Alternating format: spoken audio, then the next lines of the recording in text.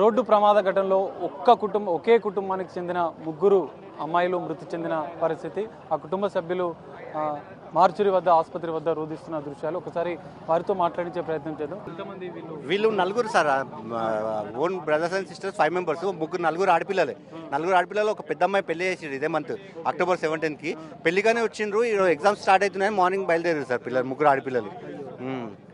Morning 5 o'clock వాళ్ళ daddy వచ్చి bus ఎక్కించిండు sir. ఇది హైదరాబాద్లో చదువుతారు సార్.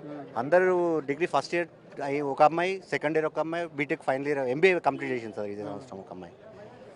ఇప్పుడే వాళ్ళ కుటుంబానికి తరలించాం. అదే చూడొచ్చు, ఒక్క కుటుంబానికి చెందినటువంటి ముగ్గురు అమ్మాయిలు మృతి చెందడంతో ఆ కుటుంబంలో తీవ్ర విషాదం. వాళ్ళ కాలేజ్ ఫ్రెండ్స్ అంతా కూడా ఇక్కడికి చేరుకొని హృదయ విదారకంగా రోధిస్తున్న పరిస్థితి మనకు కనిపిస్తుంది.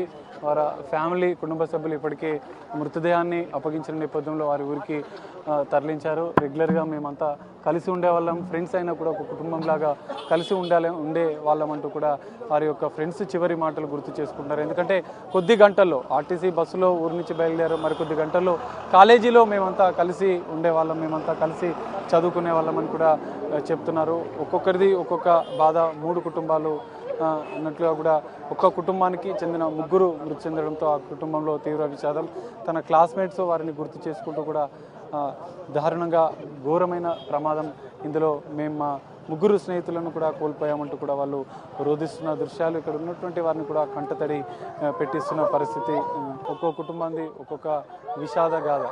ముగ్గురిని కూడా ఇప్పటికే ఆ ముగ్గురు మృతదేహాలు, ఎందుకంటే ఇప్పటికే ఈ ప్రమాదంలో మొత్తం 19 మంది మృతి చెందగా ఒకే కుటుంబానికి చెందినటువంటి తాండూరుకు చెందిన ఎల్లయ్య గౌడ్ ముగ్గురు కూతుళ్ళు, నందిని డిగ్రీ ఫస్ట్ ఇయర్ చదువుతుంది, సాయిప్రియ డిగ్రీ థర్డ్ ఇయర్ చదువుతుంది, తనుష ఎంబీఏ చదువుతుంది. వీరంతా హైదరాబాద్లో చదువుతున్నారు.